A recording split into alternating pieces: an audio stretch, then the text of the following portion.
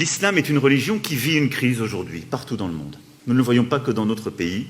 C'est une crise profonde qui est liée à des tensions entre des fondamentalismes, des projets justement religieux et politiques qui, on le voit dans toutes les régions du monde, conduisent à un durcissement très fort. Y compris dans des pays où l'islam est la religion majoritaire. Il y a, dans cet islamisme radical, une volonté revendiquée, affichée, une organisation méthodique pour contrevenir aux lois de la République et créer un ordre parallèle, ériger d'autres valeurs, développer une autre organisation de la société, séparatiste dans un premier temps, mais dont le but final est de prendre le contrôle complet, celui-ci.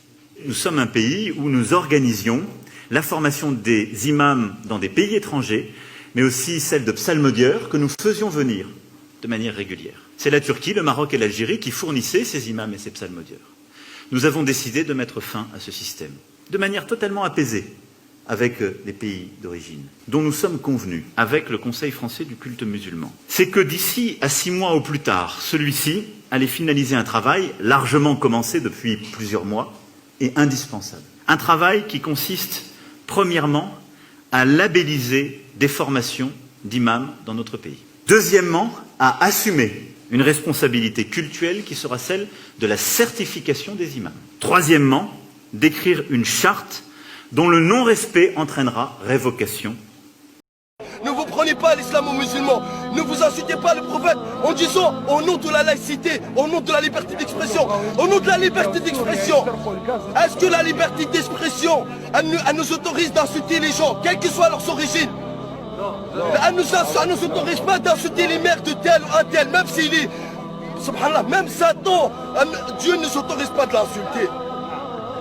Alors que vous insultez le prophète, la chose la plus sacrée pour les musulmans en disant au nom de la laïcité, arrêtez de dire c'est les musulmans qui ont tué. Les musulmans ils ont tué personne.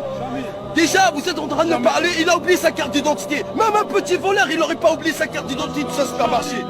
Faut arrêter de prendre les musulmans pour des imbéciles. Vous prenez à l'islam et vous dites on respecte l'islam. L'islam, le prophète c'est l'islam.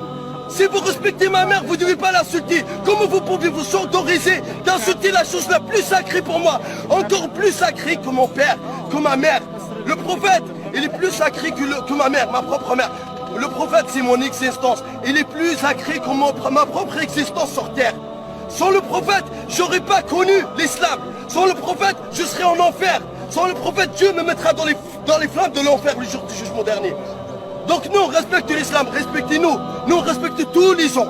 Et tout ce qu'on veut, c'est de vous sauver des flammes de l'enfer. Vous êtes tous nos frères dans l'humanité. On est tous les fils d'Adam et Ève. Tout ce qu'on veut de vous, c'est de vous convertir à l'islam. Mais si vous ne voulez pas, faites ce que vous voulez.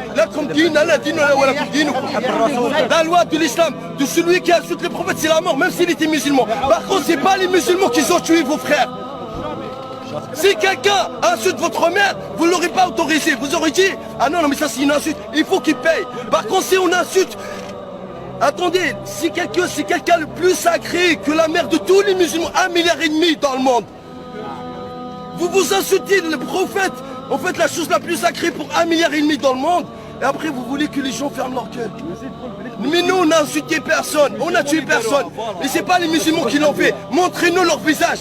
Mais c'est sûr que c'est pas les musulmans qui l'ont tué. Ça m'étonnerait que c'est les musulmans qui l'ont tué. Ça, on pense que tout ça, c'est fait pour stigmatiser l'islam et le salir afin d'éloigner les gens des musulmans. Et de le vrai message divin de Dieu, qui est on est tous les enfants d'Adam et Ève. Et tout ce qu'on veut de vous, c'est d'être, c'est de connaître l'islam. Après, jugez-vous par vous-même.